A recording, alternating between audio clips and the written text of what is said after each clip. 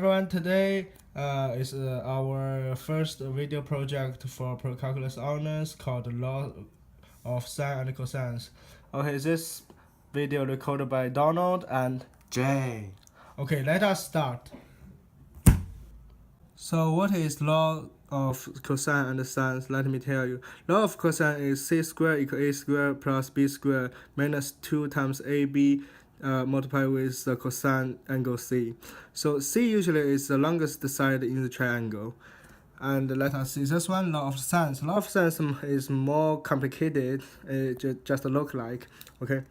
The sine A divided A equals the sine B divided B equals the sine C divided C. Also, all it can be the upside down. Our triangle. We know three data.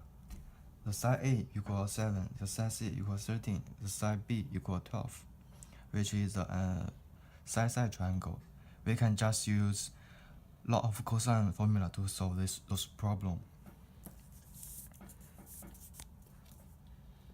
The formula is c squared equals a squared plus b squared minus 2ab times cosine c. And those are our formula. And now we can just plug into the formula, which is 13 squared equals 7 squared plus 12 squared minus 2 times 7 and 12 and the cosine c. And now we can just calculate. 13 squared equals 169, 7 squared equals 49, 12 squared equals 144, and minus 2 times 84 times cosine c.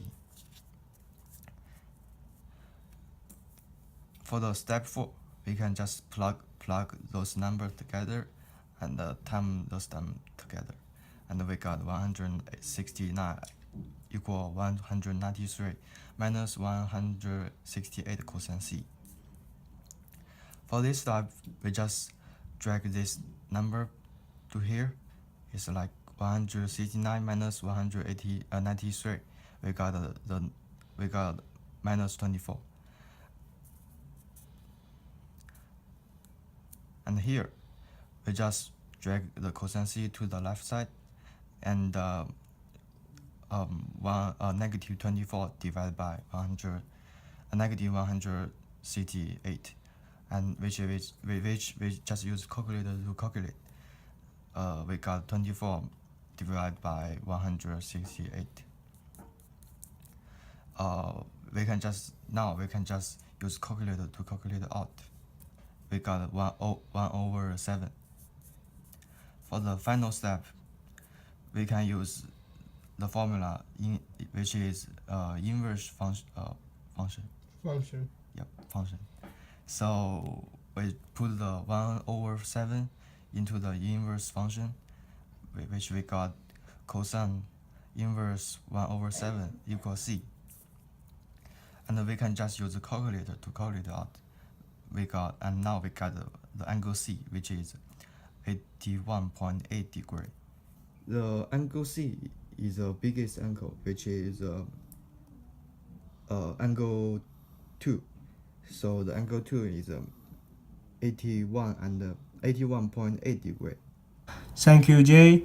And now it's time to use law of sine. So step 1 is choose the right formula. Actually, it's better formula to solve this problem. I choose this second one. Sine A divided A equals sine B divided B equals sine C divided C, because we need to calculate the degree. So this one is the easier formula we can use. Let us see this triangle. We already get the angle 2 equals 81.8 degrees, and this side is A equals 7, C equals 13, and B equals 12. Okay, straight down. The step 2, we need know the sine C divided C equals the sine A divided A. Okay, let us see the step 3. Step 3 is put the degree and the length of the triangle into this formula. Sine C equals sine 81.8 degrees divided by C equals sine A divided by A. Actually, C equals 13, so we can see here sine 81.8 degrees divided 13 equals sine A divided 7, because A equals 7, so we don't know the sin A yet, let us solve it. In step 4, sin A equals 7 multiplied with sin 81.8 degree divided by 13. So that's sin A almost is the 0.533. In the step 5, we can now use the inverse function to find the degree of the angle 1 is also the degree of the angle A. So sin inverse function multiplied with the 0.533 equal 32.2 degrees. Let us start with step 6. It's almost done. I know it's boring. Angle 1 plus angle 2 plus angle 3 equal 180 degrees. Everybody knows that. So we know angle 1 equals 32.2 degree, angle 2 equals 81.8 degree. So how about angle 3? We can use 180 degree to subtract the angle 1 and the angle 2, and we can get angle 3 is 66 degree. Finally, we get the end. Congratulations, everybody. We got the right solution for these questions. So let us see.